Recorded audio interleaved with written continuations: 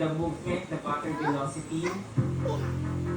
One of the interesting aspects of the passive giver is that if you look at the passive giver, you will find all of these PET bottles. So we developed a AI or machine learning algorithm that could actually detect if it's plastics and determine the type of plastics, if it's hard or rigid or soft plastic. It's detecting these kind of plastics as the Wala na plastic wala na ipit. Sumaitalit na Wala sa na. testing ng software with over 40 government and community stakeholders. Sa ngayon ay na-turnover ito sa Department of Environment and Natural Resources o DENR. Data is power. This is the value of the digital fleet base. This initiative is a significant step forward for our country in tackling plastic pollution. A game-changing innovation for plastic rivers, plastic pollution mitigation. Para sa GMA Integrated News, ako si Martin Amer. Changing the game!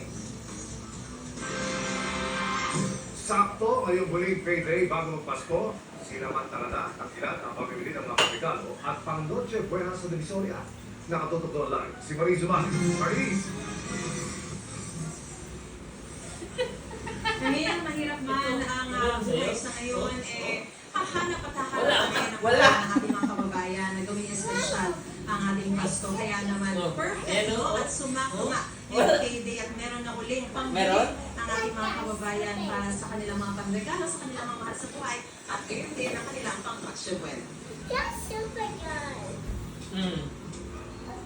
Hindi napigilan ng malakas na ulan at maputik na kalsada ang mga kababayan nating mamili pa rin dito sa Divisoria, gaya ni Beatrice, na magkasweldo ngayong araw at lumayo agad sa Divisoria kasama ng asawa ring teacher para mamili na ng pangregalo sa mga anak.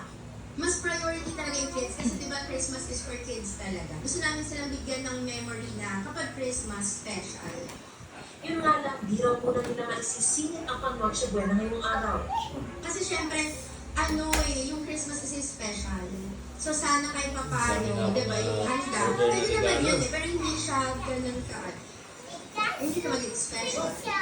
Hindi magswelduhan, sinamantala rin ng mga negosyante sina Donna at Rose Ann na mamili na rin ng mga panregalo ngayong araw at ang mga patok-dami panregalo sa tingin nila, damit at laruan. Mas magagamit nila ito matagal. Mas mura po. Mas pamili. Pag hinahanap ng mga bata yun, Mga laruan lang po. Pakutsi-kutsiyan, ganyan, barilan. Sa mga iba pa po, mga damit, mga pagkaka. Ayon sa mga tendera, patok na yung taon dito sa Divisoria ang mga pink nails, padlock, notebook, cute bags, mugs at tumblers, espada, mga kotse, at syempre mawawala ang mga damit. Yung mga bata may sa mga bagong damit, pag meron silang bagong damit, I-order ko na lang masaya sila. Pero yung iba, laruan. Sa isang grocery store naman, puno na rin ang mga namimili ng pang-Noche Buena at mga pang-Christmas party. Gaya po na namakyaw na ng mga sangkap sa spaghetti, macaroni salad at pati mga tsokolate pambigay daw sa mga bata. Luluwas daw kasi galing Isabela ang ilan nilang mga kaanak, kaya talagang nice niyang gawin espesyal